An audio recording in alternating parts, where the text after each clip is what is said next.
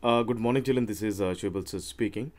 Children, we have been dealing with the chapter Understanding Elementary Shapes, chapter 5, and we are almost at the end of this exercise 5.1. Only one question left from this exercise, that is of question number 7, exercise 5.1, question number 7. Draw 5 triangles and measure their sides. Check in each cases if the sum of the length of any two sides is always less than the third side. Okay, children, they have asked us to draw 3 triangles of different sizes. So I'm just taking some random measures of the triangles. You can make your own, not necessarily that it has to look like me only or my figure only. So you can take any of the measures. So like I'm taking all different measures, children. So here I have drawn and 5 triangles. So children, the basic concept is same only for all 5 triangles. I want you to explain the concept of this question which they're saying only on one triangle, and rest of the 4 triangles will be done your own. So children, according to their principles, they have said that the sum of the measure of any two sides of the triangle is greater than the third side. Children, we can see there is a misprint in the question. It is written less than the third side. It is actually greater than the third side. Okay, it will be greater than the third side. So let us take some measures, random measures. So I'm taking this one as 2 centimeter, this one as 3 centimeter, and this one is 6 cent. This one is suppose children 4 centimeter. This is 4 centimeter. So 2 centimeter, 3 centimeter, and 4 centimeter. Name of this triangle is suppose ABC. So children, there is a principle as you were studying in class 6. When you will be promoted to class 7, you'll get in the chapter the triangles and its properties. A property is known as side sum property of a triangle. So what is that property is all about? The property is about sum of any two sides. Sum of any two sides of a triangle is always greater than the third side.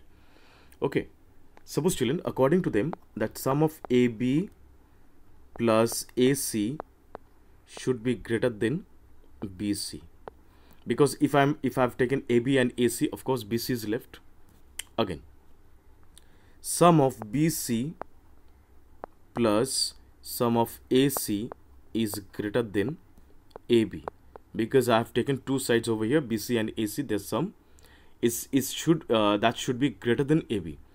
Now children, suppose I am taking AB plus BC. AB plus BC should be greater than third side AC. So any two sides if you are taking, the rest of the one like is like third side.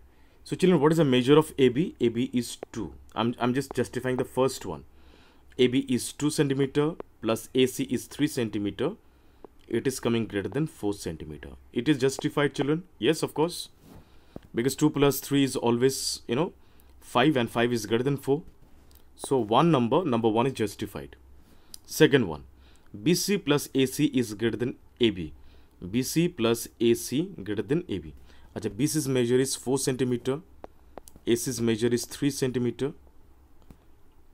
Okay, it's coming greater than 2 centimeter. 4 plus 3 is 7. 7 is greater than 2.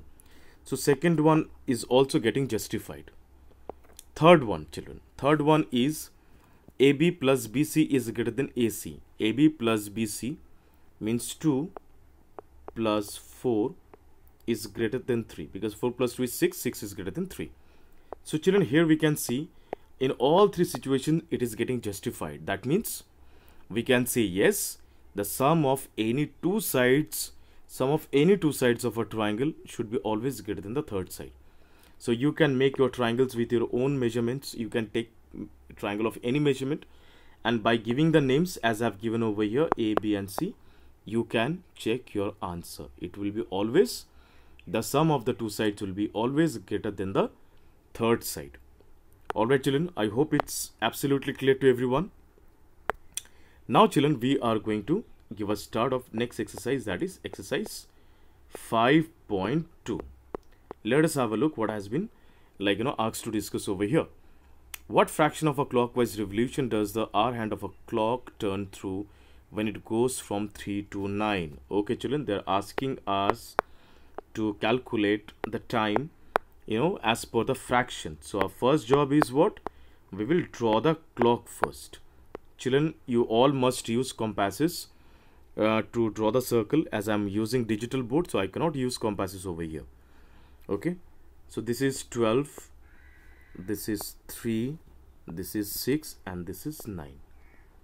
It's 1 and 2, this is 4 and 5, this is 7 and 8, this is 10 and 11. That's great. From 3 to 9, the hour hand is over here 3.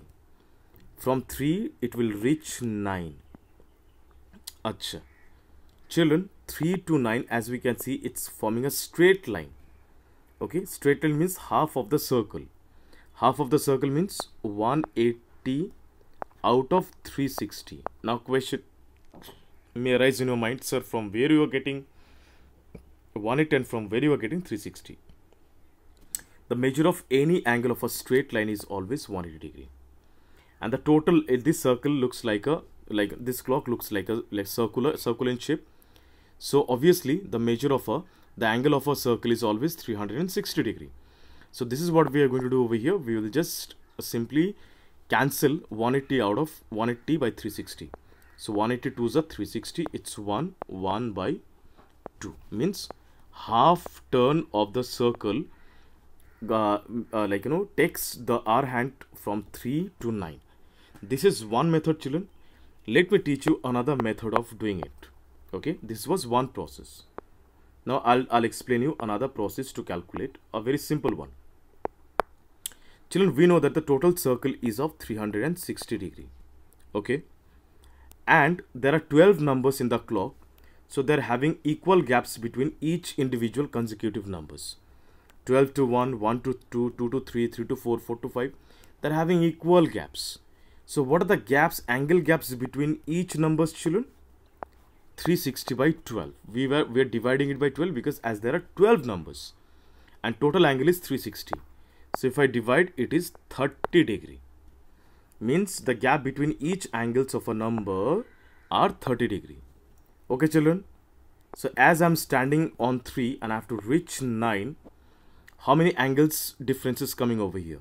Let us count. 3 to 4, 30. 1, 2, 3, 4, 5, 6. 6 30 degree. Matlab 30 into 6 is 180 degree. Okay. So 180 degree out of 360 degree, how much fraction? If I reduce it, I'll get 1 by 2. So here also, children, it is 1 by 2.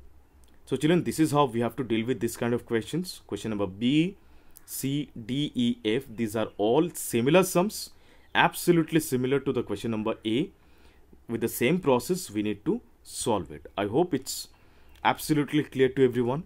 If no, then please let me know. I'll surely explain these questions once again to you all. Till then, thank you so much. Bye-bye. Take care. Have a nice day.